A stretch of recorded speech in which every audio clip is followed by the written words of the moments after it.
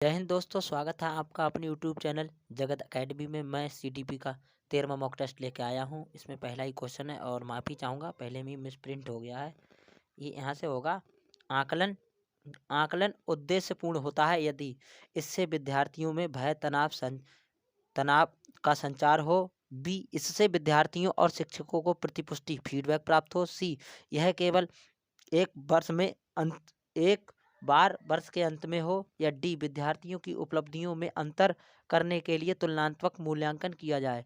तो पहले का ऑप्शन हो जाएगा बी, इसे विद्यार्थियों और शिक्षकों की प्रतिपुष्टि फीडबैक प्राप्त हो। क्वेश्चन नंबर 2 है, अपनी कक्षा की व्यक्तिगत विभिन्नताओं से निपटने के लिए एक शिक्षक को चाहिए कि ए, शिक्षण और आकलन के समान और मानक तरीके हों। बी, बच्चों को उनके अंकों के आधार पर अलग उनको नामित करे। सी, बच्चों से बातचीत करे और उनके दृष्टिकोण को महत्व दे। या डी, विद्यार्थियों के लिए कठोर नियमों को लागू करे। तो क्वेश्चन नंबर 2 और 2 का ऑप्शन नंबर हो जाएगा सी, कि विद्यार्थियों से बातचीत करे और उनके दृष्टिकोण को महत्व दे।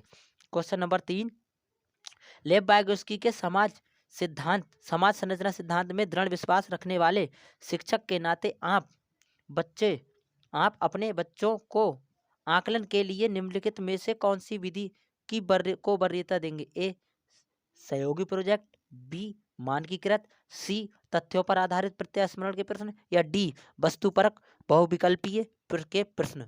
तो क्वेश्चन नंबर 3 और 3 का ऑप्शन नंबर हो जाएगा आपका ए, सहयोगी प्रोजेक्ट, बच्चे जिसमें सहयोग करें। क्वेश्चन नंबर 4 है, विविध प्रकार की सामाजिक एवं आर्थिक संस्कृतियों पृष्ठभूमियों के बच्चों से युक्त कक्षा सभी विद्यार्थियों के अधिगम अनुभवों को बढ़ाती। ये कथन किसका है।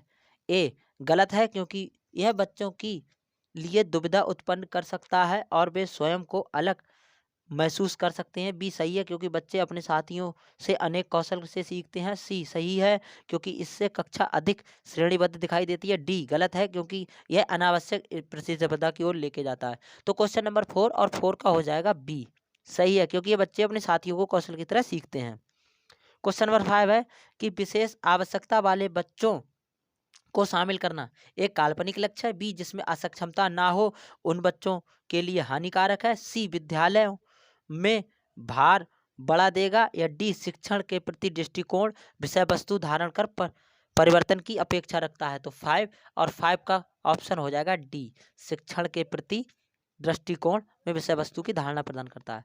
अब क्वेश्चन नंबर आप 6 है। 6 में है कि अनुसंधान सुझाते हैं कि एक विविध कक्षा में अपने विद्यार्थियों से शिक्षिका की अपेक्षाएं विद्यार्थियों के अधिगम ए पर महत्वपूर्ण प्रभाव डालती है। बी, एक मात्र निर्धारक होती है। सी, के साथ बातचीत साथ मानी जानी चाहिए। या डी, पर कोई प्रभाव नहीं पड़ता है। तो क्वेश्चन नंबर 6 और 6 का हो जाएगा ए।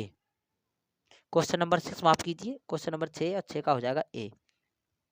क्वेश्चन नंबर 7 है, राष्ट्रीय पाठ्यचर्या रूपरेखा एनसीएफ 2005 के अनुसार शिक्षक की भूमिका कैसी होगी। सत्तावादी होनी चाहिए, अनुमतिपरक होनी चाहिए, अदनीयकीय होनी चाहिए, या सुविधादाता।